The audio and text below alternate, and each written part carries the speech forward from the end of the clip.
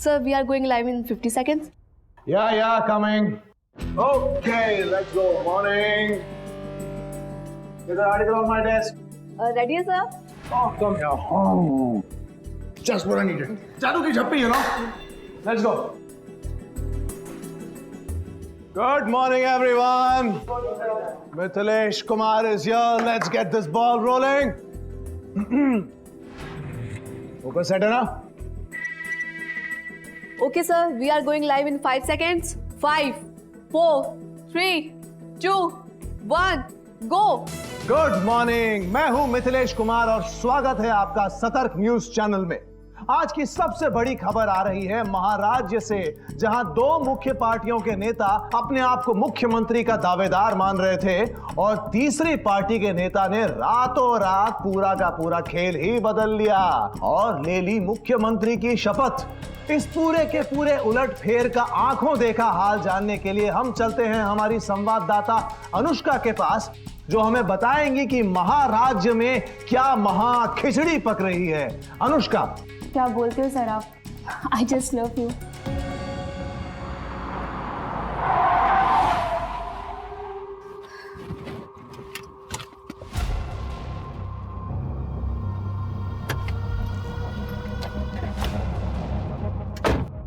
चलो फोन करना मुझे, कल बात करते हैं। बाय।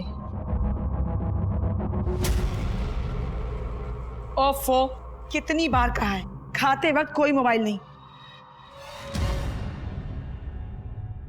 मम्मी, क्या कर रहा है मेरा बच्चा? खाना खा रहा है? ये काम काज के आड़ में अपने घर को आग मत लगाओ और हाँ, अपने उम्र का ख्याल करो और एक बेटा पैदा करने की सोचो।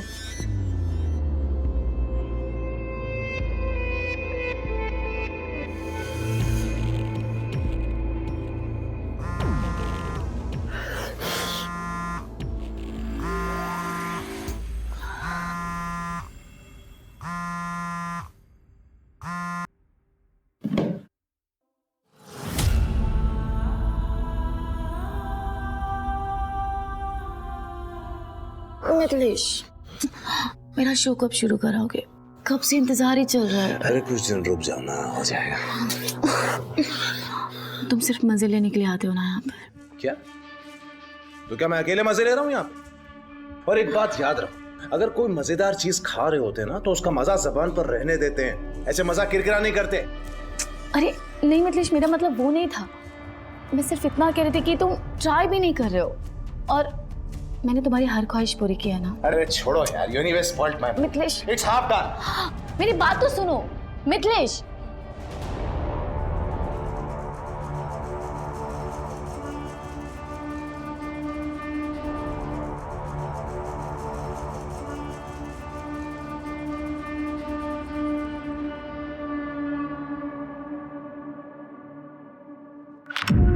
कहाँ थे तुम? कब से तुम्हें कॉल कर रही हूँ लेकिन तुमने मेरा फोन नहीं उठाया। दोपहर में भी मैंने मॉल से कॉल किया था, मुझे ड्राइवर की जरूरत थी, लेकिन ना ही तुमने फोन पिक किया, ना ही कॉल बैक किया और ना ही मैसेजेस का रिप्लाई किया। कम ऑन यार दीपिका, तुम जानती हो मैं कहाँ था। और इंसान जब फोन नहीं उठाता ना तो वो बिजी होता है। अरे हाँ, मैं तो भूल ही गई थी। मेरा पति तो आजकल बहुत बिजी रहने लगा है, लड़कियों के पीछे लीचड़ बन के। Mind your tongue. और वैसे भी ये तुम नहीं, तुम्हारे अंदर का टूटा हुआ कॉन्फिडेंस बोल रहा है। अरे तुम्हें तो अपनी किस्मत पे नाज करना चाहिए कि मिथिलेश कुमार तुम्हारा पति है। Damn it. पति का मतलब समझते हो मिथिलेश? सिर्फ नाम के पति हो तुम। और यही नाम तुम्हारी पहचान है। You remember that.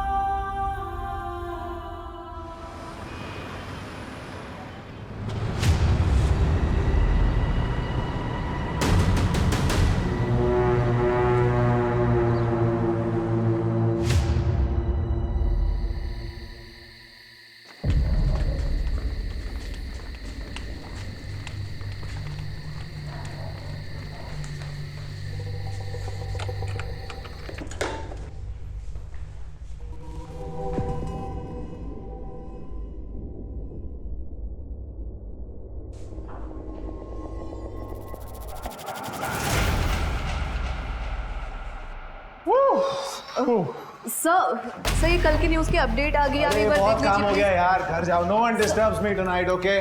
No disturbing. Read this. Come.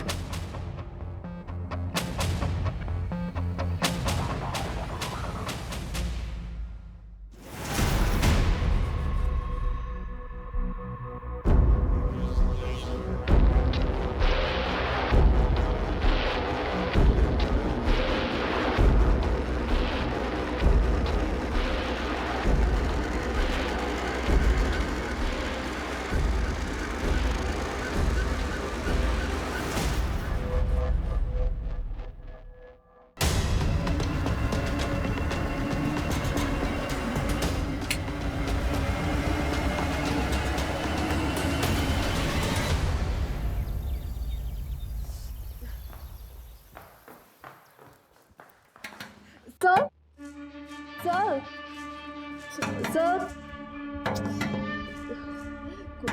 Sir sir आपके घर से कॉल आ रहा है, आपका फोन बंद है शायद.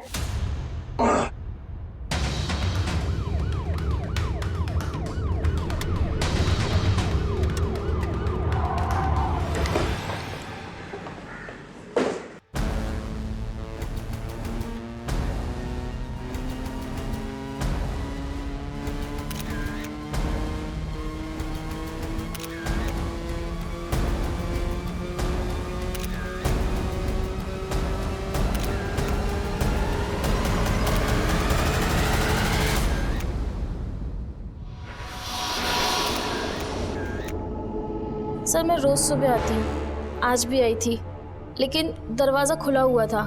मैं अंदर आई तो माँ जी का दरवाज़ा बाहर से बंद था और माँ जी अंदर से ज़ोर ज़ोर से खटखटा रही थी. क्या हुआ? ये दरवाजा किसने बंद किया था?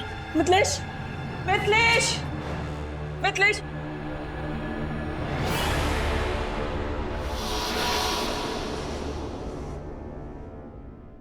घर की डुप्लीकेट चाबी है ना तुम्हारे पास?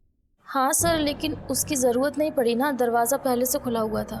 घर में इतना कुछ हो गया और मुझे पता ही नहीं चला. जब सुबह में मेरी आंख खुली तो दरवाज़ा बाहर से बंद था. मैंने अपनी बहू को फ़ोन किया लेकिन उसका मोबाइल स्विच ऑफ था. फिर मैंने मिथिलेश को फ़ोन किया, उसका भी मोबाइल बंद था. फिर मैंने ऑफिस के लैंडलाइन पे पापा ओले बेबी, देखो पापा आ गए ना, अभी ठीक हो जाएगा. रोते नहीं हाँ. चल कम गुड कर. आपके घर में इतना बड़ा हादसा हो गया और आप कहाँ थे रात भर? आपका मोबाइल भी बंद था? मेरे शो की शूट चल रही थी, वो जनता जानती है, मैं चैनल में था. रात भर शूट चल रही थी? देखिए सर,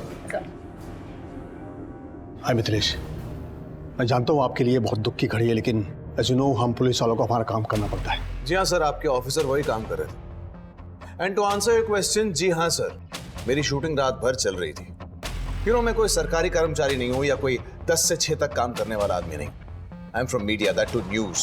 हम 24/7 काम करते हैं. मेरी पत्नी भी मेरे ही मीडिया हाउस में काम करती थी. इनफैक्ट वो वहाँ रिपोर्टर थी. नहीं, ये हम सब जानते हैं. अशोक, प्राइमा फेसी क्या लगता है? सर लूटपाट का मामला लगता है. उन लोगों ने इनकी मम्मी जी के कमरे के दरवाजे को बाहर से बंद किया था. इसका मतलब वो लोग जानते थे कि गहने, जेवर, पैसा और बाकी चीजें दीपिका के कमरे में ही. कोई फोर्स एंट्री भी नहीं है, तो किसी जानने वाले का हाथ भी हो सकता है. अच्छा, कौन हो सकता है? वो तो आप ही सोच के बताइए, आपको किस पे शक है? How would I know? ये तो आपकी स्टेटमेंट है. देखिए, जहां तक मैं जानता हूं, मेरे साथ काम करने वाला हर आदमी भरोसे के लायक है. विमला जी, आपने कोई आहट तक नहीं सुनी? जी नहीं सर. देखिए, आप में से किसी को भी मेरी कोई भी मदद की जरूरत हो तो मेरा नंबर ले लीजिए.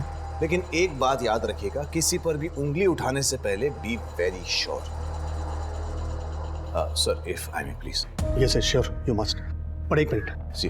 आपके कमरे में जो भी सामान मिसिंग है, गहने या कैश, उसकी डिटेल लिस्ट बना के हमें दे जाइए. श्योर.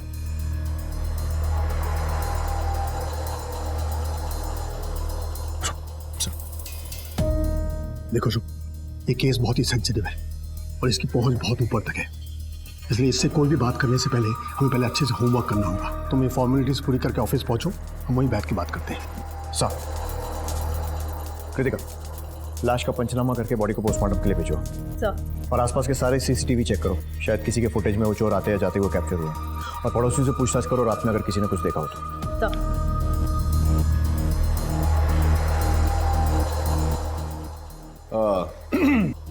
सर ये मिसिंग चीजों की लिस्ट डीआईजी साहब चलेंगे क्या? जी हाँ। नोएडा, जो कि एक मीडिया हब माना जाता है, वहां के एक नामी गिरामी न्यूज चैनल सतर्क न्यूज की जर्नलिस्ट और TV news anchor Mithilesh Kumar की पत्नी दीपिका की उनके ही घर में हत्या कर दी गई थी। पुलिस ने पहले से ही कमर कस ली थी। मामला मीडिया से रिलेटेड हस्तियों का होने के कारण पुलिस पर अलग अलग संस्थाओं से भी दबाव आ रहे थे।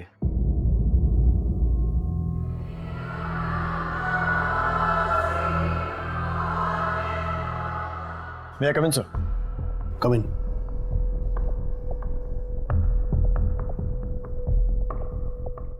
सर ये मिथिलेश की केस फाइल।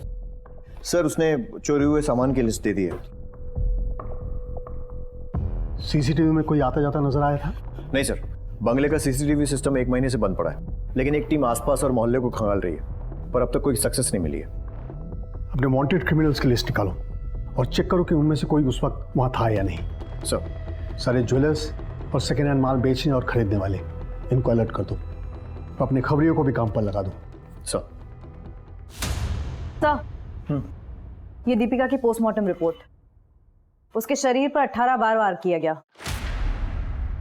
18? लगता है कातिल कोई चांस नहीं लेना चाहता था कि दीपिका बच जाए, लेकिन क्यों? सर, हो सकता है दीपिका ने उसका चेहरा देख लिया होगा। कृतिका, ऐसा लगता नहीं है, क्योंकि विमला ने ना तो कोई आहट सुनी थी और ना ही कोई आवाज सुनी थी, और उन लोगों ने विमला के रूम का दरवाजा बाहर से बंद कर दिया था। जब सुबह में मेरी आंख खुली तो दरवाजा बाहर से बंद था। अगर वो लोग लूट के इरादे से आए थे तो विमला को भी लूटते, उसे क्यों छोड़ा? मुझे लग रहा है कि हमें दिखाया कुछ और जा रहा है और असली फिल्म कुछ और ही है। तो फिर अब हमें क्या करना चाहिए सर? दीपिका की सारी डिटेल्स निकालो, उसके मोबाइल रिकॉर्ड्स टटोलो। दीपिका एक रिपोर्टर थी तो पता करो हाल फिलहाल में कौन से असाइनमेंट्स पर काम कर रही थी। उसकी पर्सनल और प्रोफेशनल दोनों जिंदगियां खंगालो। घर, ऑफिस, आसपास जहां से जो भी इंफॉर्मेशन मिलती है लेकर आओ। सर। पुलिस ने मामले की संजीदगी को समझते हुए तुरंत ही एक टीम का गठन किया और तहकीकात शुरू कर दी।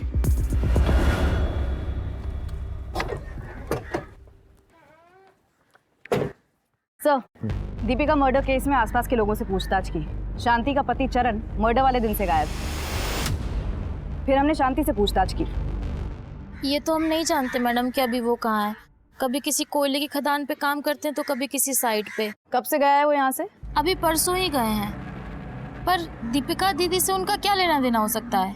मैडम, हम गरीब लोग हैं, बस पेट भरने की फिराक में ही उलझे रहते हैं। चरण अक्सर काम के सिलसिले में कई दिनों तक घर से गायब रहता है, लेकिन उसने कभी दीपिका के लिए काम नहीं किया, तो उसका गायब होना महज इत्तेफाक भी हो सकता है। कृतिका, ये बात भी ध्यान रखनी चाहिए कि घर की एक डुप्लीकेट चाबी शांति के पास भी थी। इस चरण की डिटेल्स निकलो, फोन लोकेशन भी ट्रैक करो, पता करो कि वारदात की रात को ये कहाँ पे था, और शांति पर भी नजर रखो। सरिता जी, क्या दीपिका की लाइफ में कोई प्रॉब्लम थी? क्या बताऊं मैं, दीपिका की सास विमला ने दीपिका पे पोते के लिए दबाव बनाया हुआ था। दीपिका टूट गई थी। ना मुझसे ढंग से बात करते हैं, ना मेरे साथ कोई संबंध रखा हुआ है। तुम ही बताओ ना माँ, कहाँ से पोता दूं मम्मी जी को? खुद को कितना लकी समझती थी मैं। साथ में काम शुरू किया था, प्यार हुआ, लव मैरिज हुई थी, लेकिन वक्त के साथ सब बदल गया। शादी के समय से ही दीपिका विमला को पसंद नहीं थी, और आजकल में तो उसने उसका जीना मुश्किल ही कर दिया था। हाँ, सुनाते थे, पोता चाहिए था हमें, और बहू से नहीं कहेंगे तो किससे कहेंगे? लेकिन इसका मतलब ये तो नहीं कि हमने उसकी जान ले ली। और वैसे भी वो लड़की मुझे बिल्कुल पसंद नहीं थी। पता नहीं मेरे बेटे को उस लड़की में क्या दिखा जो उसे ब्याह कर यहाँ ले आया। सर, चरण का फोन तो स्विच ऑफ आ रहा है। उसकी लास्ट लोकेशन नोएडा थी। एक टीम बनाकर उसके गांव नाथुपुर यूपी भेज दी।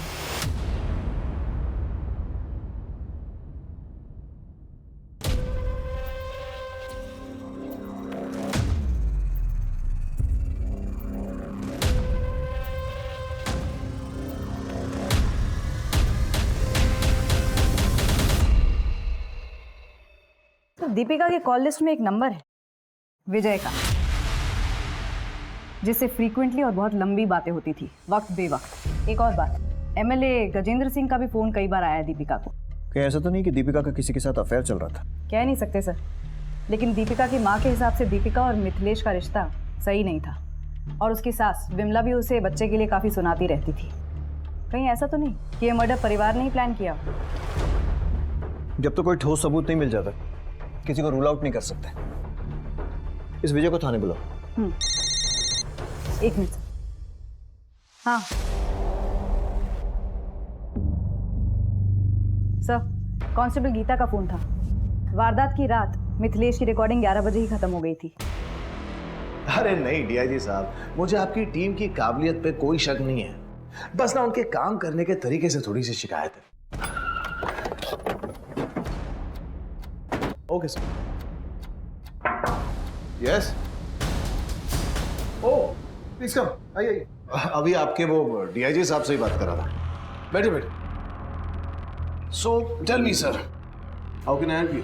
अब तक की इन्वेस्टिगेशन से ये बात सामने आई है कि दीपिका के रिलेशन आपसे और आपकी माता जी दोनों से ठीक नहीं थे। So what? सर देखिए, मैं कोई सीन नहीं क्रिएट करना चाहता हूं, लेकिन आपको एक बात बता दूं, आप इस दुख की घड़ी में एक इनोसेंट फैमिली को बुरी तरह से हैरेस कर रहे हैं।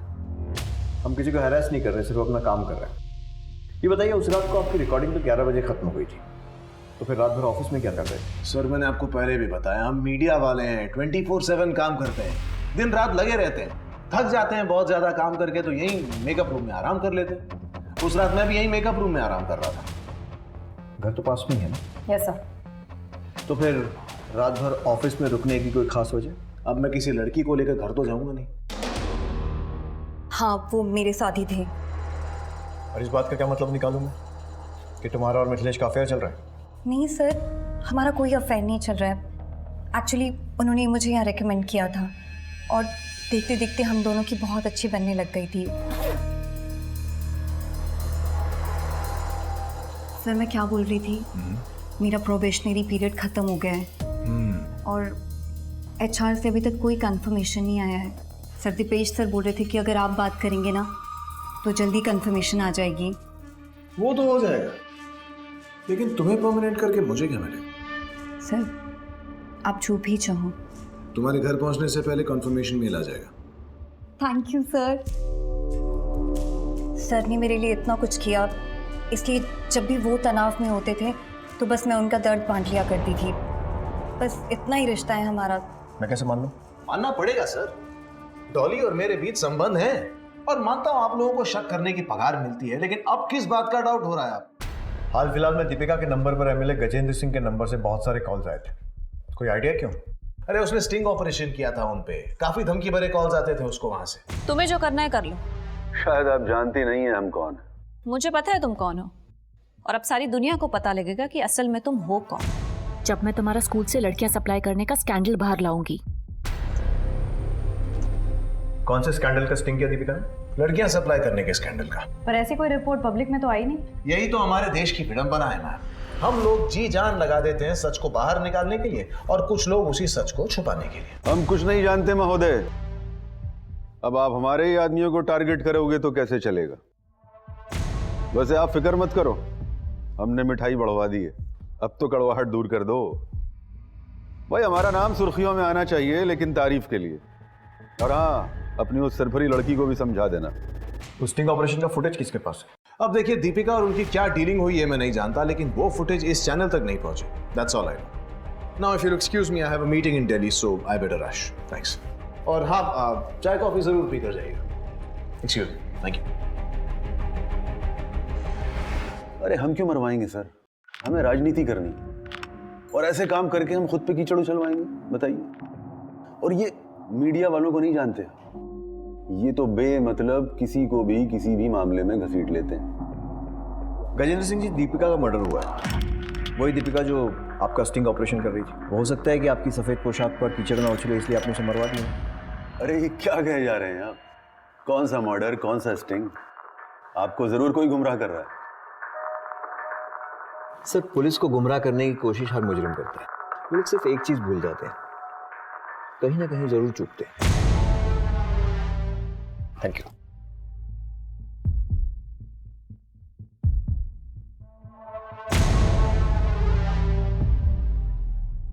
अगर वाकई में कोई स्टिंग ऑपरेशन हुआ है तो इस एमएलए ने दीपिका को खरीदने की कोशिश जरूर की होगी। हमें दीपिका के बैंक अकाउंट चेक करने चाहिए। सर, दीपिका सच को बेनकाब करने में लगी हुई थी। वो समाज के लिए कुछ करना चाहती थी। उसने पहले भी ये जिम्मेदारियां निभाई थी। क्या दीपिका इसी का कोई खामियाजा भुगत रही थी, या फिर इस निर्मम हत्या के पीछे का राज कुछ और ही था? गजेंद्र सिंह जैसे मोटे खाल का आदमी ये कभी नहीं कबूल करेगा कि उसने कुछ किया है। जी सर, हम लोग मिथिलेश पर भी नजर रखे हुए हैं। बड़ा अजीब केस है, ना पत्नी की मौत का गम है, ना उसकी कमी खल रही है। मिथिलेश की माँ और दीपिका के बीच में भी बेटा पैदा करने को लेकर अनबन होती रहती थी। कुल मिलाकर दीपिका की फैमिली लाइफ डिस्टर्ब थी और बाहर से भी खतरा था। नो, ये गेस वर्क से काम नहीं चलेगा। हमें हाथ में ठोस सबूत चाहिए। अगर तुम्हें शक है तो मिथिलेश के ऑफिस की सीसीटीवी फुटेज चेक करो। सर,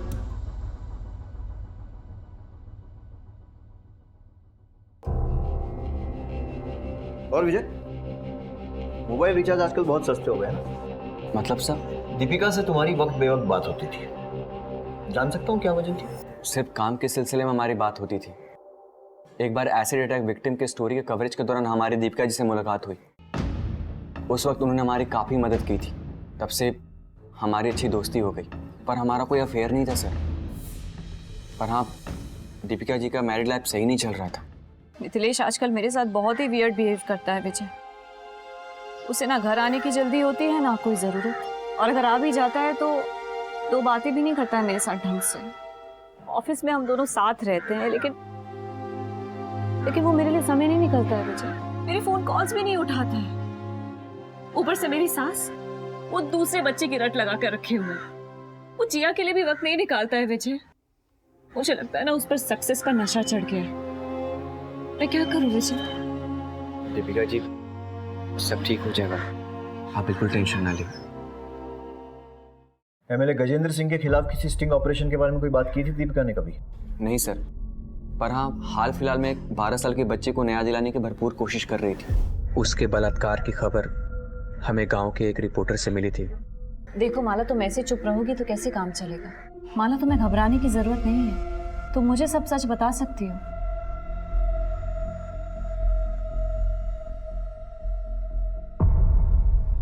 बताओ माला।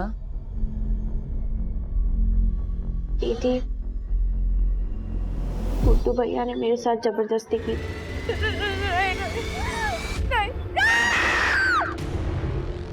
पर मेरी बात मानने को कोई तैयार ही नहीं। इतना बड़ा हादसा हो गया आपकी नाबालिग पोती के साथ और आप लोग हाथ में हाथ धरे बैठे हुए हैं। एक बार कंप्लेंट लिखा दो, फिर मैं भी देखती हूँ गुड्डू को सजा कैसे नहीं होती है। मैडम जी, आप गुड्डू के बारे में जानती हैं ना, उसके ऊपर विधायक जी का हाथ है। आपका क्या? आप दोनों उकसा के चली जाओगी। उसके बाद हमको इसी गांव में रहना, इसी बिरादरी के साथ। हम इस पचड़े में नहीं पड़ना चाहते, हमें माफ कर दो बस। मेरी बात तो आप जाइए यहाँ से। सर, दीपिका जी ने समझाने की बहुत कोशिश की थी ताकि वो कंप्लेन करें और हम उनकी हेल्प कर सके, उन्हें न्याय दिला सके, पर वो नहीं माने।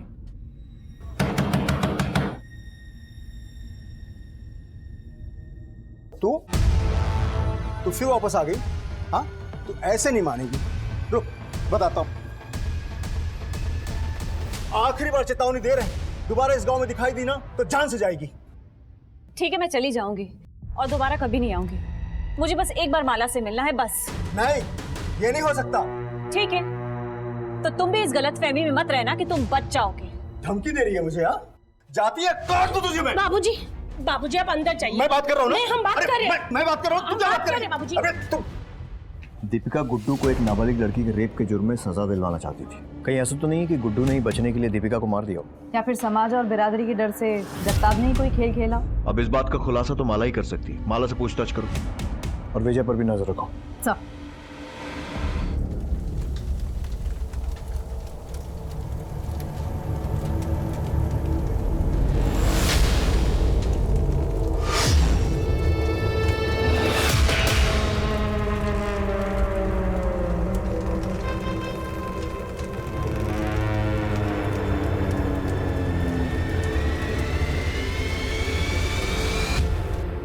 सब पूरी टीम ने दिन रात एक करके ये फुटेज निकाली है। ये नकाबपोश लोग इस गाड़ी में बैठकर रफू चक्कर हो गए। गाड़ी का नंबर निकालो और मालिक का पता लगाओ। चरण का कुछ पता चला? नहीं सर, लेकिन उसकी पत्नी पर नजर रखे हुए हैं। और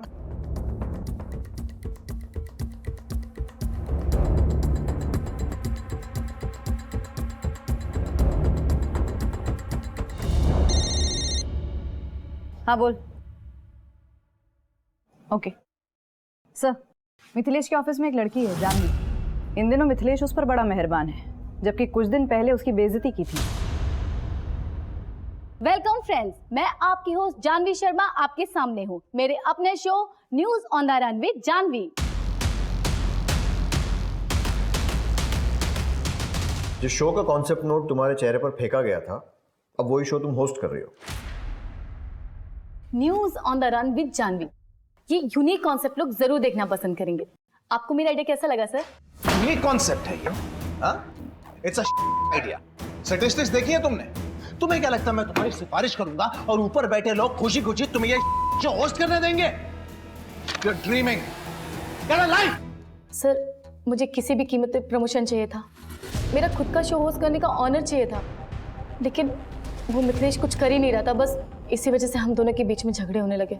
और जब इस रिलेशन और झगड़ों के बारे में दीपिका को पता चला तो उसे मार दिया या फिर मरवा दिया, राइट? नहीं सर, ऐसा नहीं है। इनफैक्ट मैंने खुद इसके बारे में दीपिका को बताया था। मैं बस इतना कह रही हूँ कि आपके हस्बैंड आपके साथ लॉयल नहीं है। मैं जानती हूँ, और इतना भी जानती हूँ कि जब तक तुम जैसी लड़कियां कामयाबी के लिए समझौता करने के लिए रेडी है ना, तब तक कोई भी हस्बैंड लॉयल हो ही नहीं सकता। वैसे भी दिन भर वो जहां पर भी रहे, रात को तो आएगा मेरे पास ही। इतनी लॉयल्टी काफी है मेरे लिए जानवी, तुम जा सकती हो। और उसके बाद मैंने चैनल छोड़ दिया, लेकिन उस मिथिलेश ने अपने कनेक्शन की वजह से मुझे कहीं काम ही मिलने नहीं दिया। थक कर मुझे उसके पास वापस आना पड़ा। दुनिया बहुत छोटी है जान, और गोल भी। अब देखो ना, तुम पूरी दुनिया घूम कर आ गए, लेकिन किसी ने काम नहीं दिया। वैसे मेरे पास बहुत काम है, तो शुरू करें काम।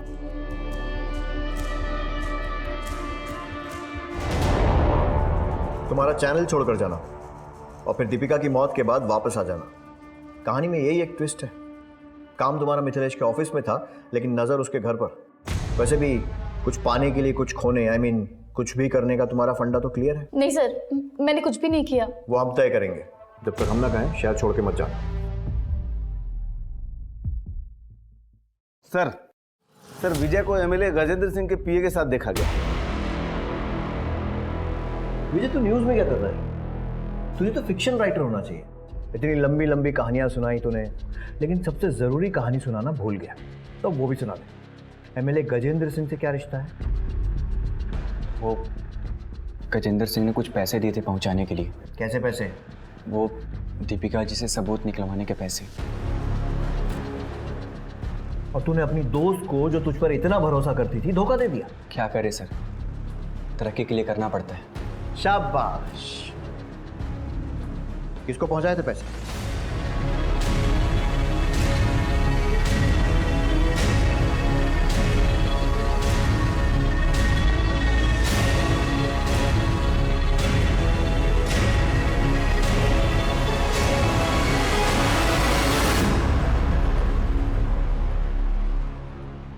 देखिए सर, ये बात छिपी नहीं है। हर एक चैनल को किसी ना किसी राजनीतिक पार्टी से फंडिंग मिलती रही है। हमें भी गजेंद्र सिंह से फंडिंग मिलती है, तो हम उनका स्टिंग ऑपरेशन करवाकर अपने पांव पर कुल्हाड़ी क्यों मारेंगे? सर, ये इन दोनों की मिली भगत है। हो सकता है पैसा देने के बाद भी गजेंद्र सिंह ने दीपिका से बदला लिया। पॉसिबल है, बस वो चोरों की टोली एक बार हमारे हाथ लग जाए।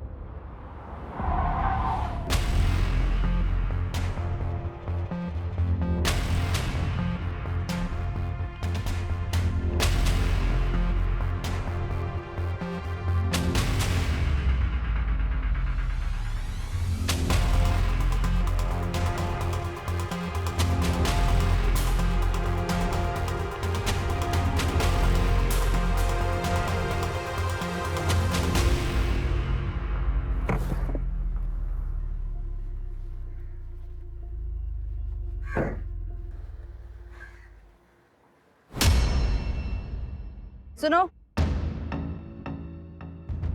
नाम क्या है तुम्हारा? और ये मिथिलेश को कैसे जानती हो? आप कौन है? पुलिस। अपना आईडी दिखाओ।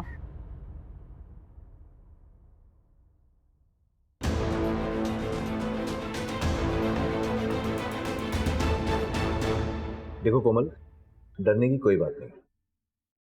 तुम्हारा बयान हमारे केस के लिए बहुत जरूरी है। मिथिलेश की वाइफ दीपिका का मर्डर हो गया है, इसलिए बिना डर बिना झिझक जो कुछ भी मैंने पूछा है बताओ।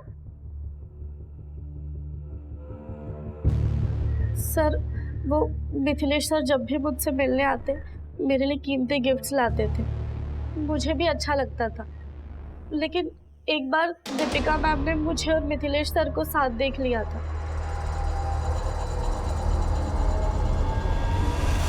तुम्हारा मिथिलेश के साथ क्या रिश्ता है? आप कौन है? मैं मिथिलेश की वाइफ हूँ। जो तुम कर रही हो ना वो बहुत गलत है, और वो महज तुम जैसी लड़कियों को यूज करता है।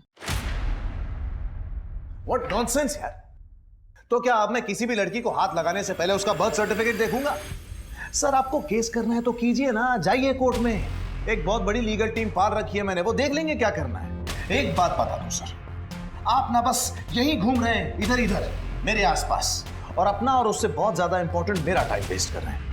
अगर इतनी मेहनत आपने असली कातिल को ढूंढने में की होती ना, तो शायद आज वो बिहाइंड बार्स होता और शायद आपकी वर्दी बच जाती। क्योंकि आपका ये केस तो चलता रहेगा सर, लेकिन मैं बहुत जल्द आप पर मानहानि का केस ठोक कर रहूंगा। सर, कांस्टेबल हरीश से पता चला है कि गांव में कई दिनों से किसी ने भी माला को नहीं देखा है। इस जगताप और गुड्डू दोनों को उठाओ। सर। क्या? सुन, पुलिस को भनक लग गई, वो कभी भी आ सकती है। एक काम करते हैं, कुछ दिनों के गुजरात चले चलते हैं।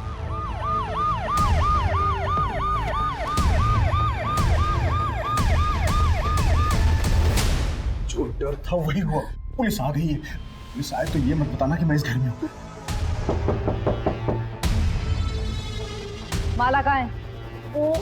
जगताप कहाँ है? एक उधर जाओ। अरे मैंने किया क्या? कि मैंने किया क्या, मुझे बताइए तो सही।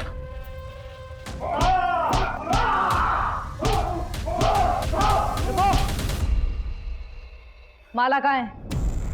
बता कहाँ है माला? क्या किया तूने उसके साथ? तूने उसे मार दिया या गुड्डू को बेच दिया? बोल। क्यों मारूंगा मैं माला को? मैं तो माला को खुद ढूंढ रहा हूँ, क्योंकि माला मेरे कमाई का जरिया थी।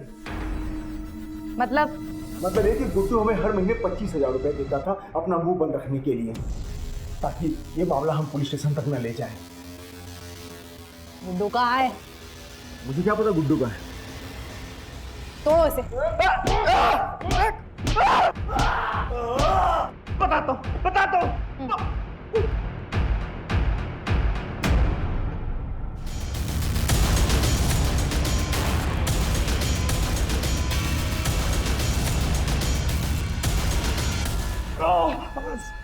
साहब मैं सच बोल रहा हूँ, मैंने माला का रेप नहीं किया साहब, और ना ही मैं किसी दीपिका को जानता हूँ। सब लोग झूठ बोल रहे हैं साहब। जगताप को किस बात के पैसे दे रहा था? हाँ? और माला ने तेरा नाम क्यों लिया? सच बोल, नहीं तो जबान हलक में से निकाल दूंगा। बताता हूँ साहब, बताता हूँ। माला का रेप मैं नहीं किया था साहब। नहीं। माला कहाँ है ये जगता भी जानता है, मैं कुछ नहीं जानता सर।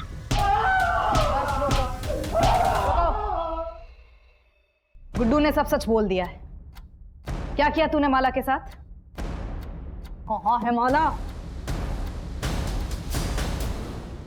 गुड्डू ने सब सच बोल दिया है। क्या किया तूने माला के साथ? कहाँ है माला?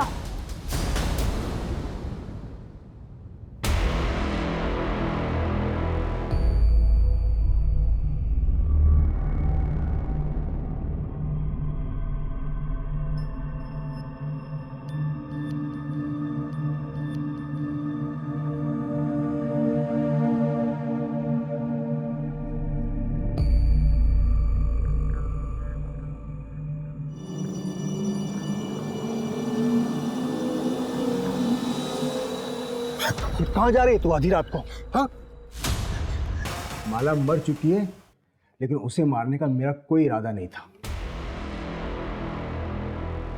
अब तक पुलिस के हाथ दीपिका के मर्डर को लेकर कोई ठोस सबूत नहीं लगा था, और ऊपर से ये प्रेशर भी था कि कोई भी ऐसी हरकत ना हो जिससे डिपार्टमेंट पर उंगली उठे। पुलिस टीम बहुत मुश्किल में थी। केस को सुलझाने का प्रेशर और केस से जुड़े मामलों को सुलझाए रखने का प्रेशर, और अपनी छुट्टियों को रद्द करके दिन रात एक करने वाले एक सिपाही ने एक बड़े कारनामे को अंजाम दिया। मैडम, जिस आदमी की फोटो सर्कुलेट हुई थी उसका पता चल गया है, वो यही है, चरण दास। वेरी गुड, धर दबोचो उसे।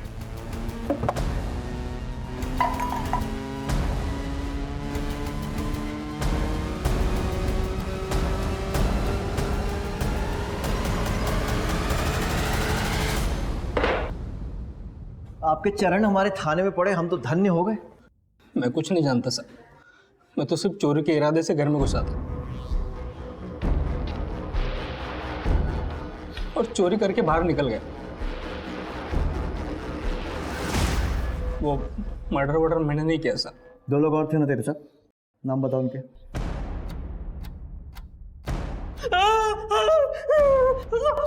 बता दे, नहीं तो ये चरण चलने के लायक नहीं रहेंगे। लाखा और सनी साहब। कहाँ मिलेंगे? फरीदाबाद।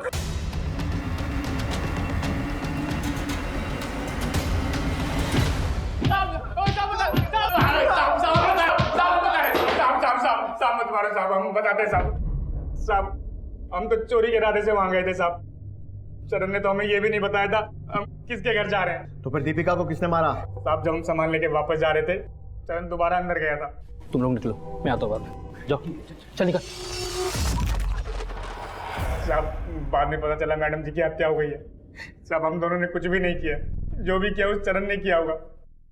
साहब, हम तो उसके आने से पहले सामान लेके वापस चले गए थे साहब। साहब, हमें माफ कर दो, हमने कुछ नहीं किया साहब। चलिए चलिए।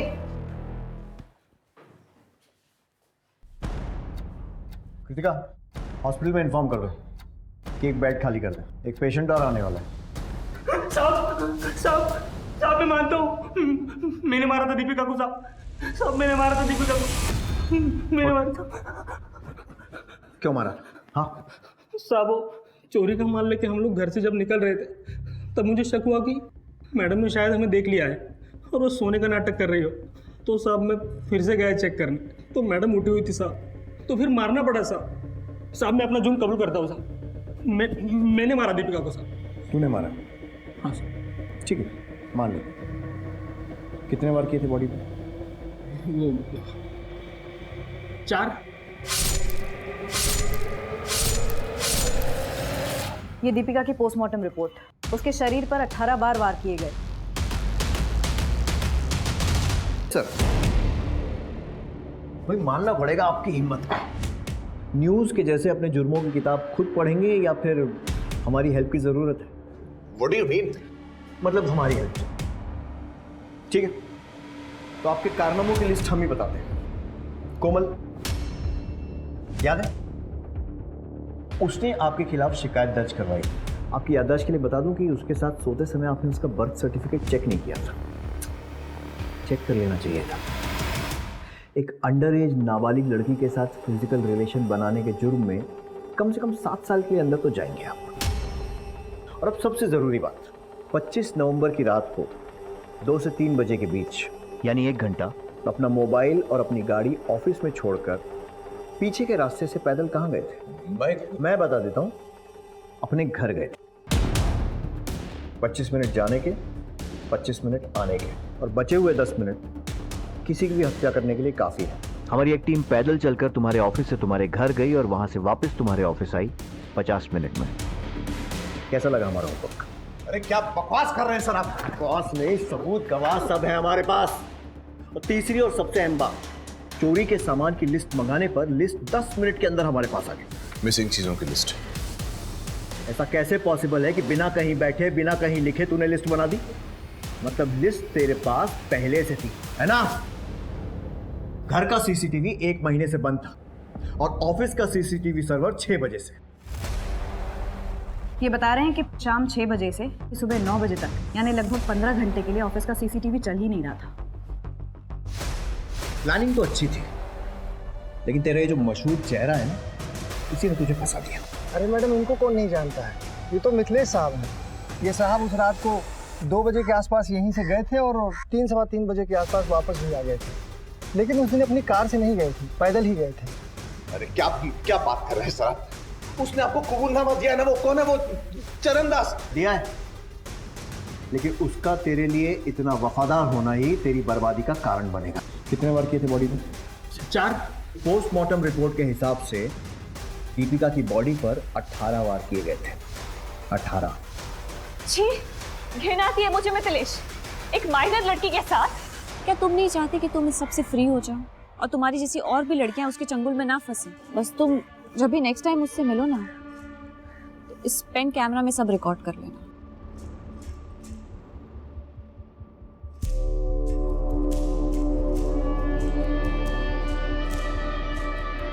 कल सुबह मैं तुम्हारा असली चेहरा सबके सामने लूंगी।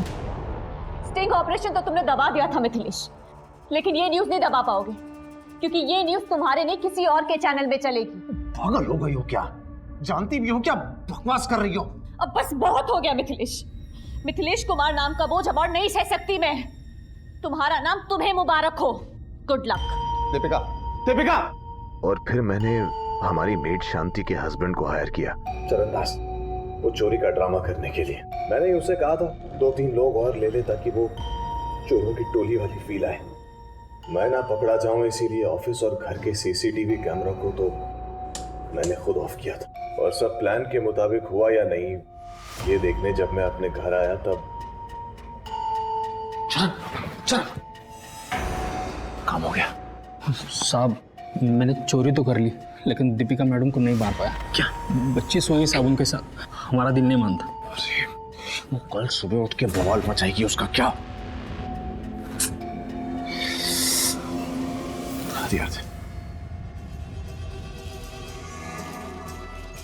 यही वेट करना।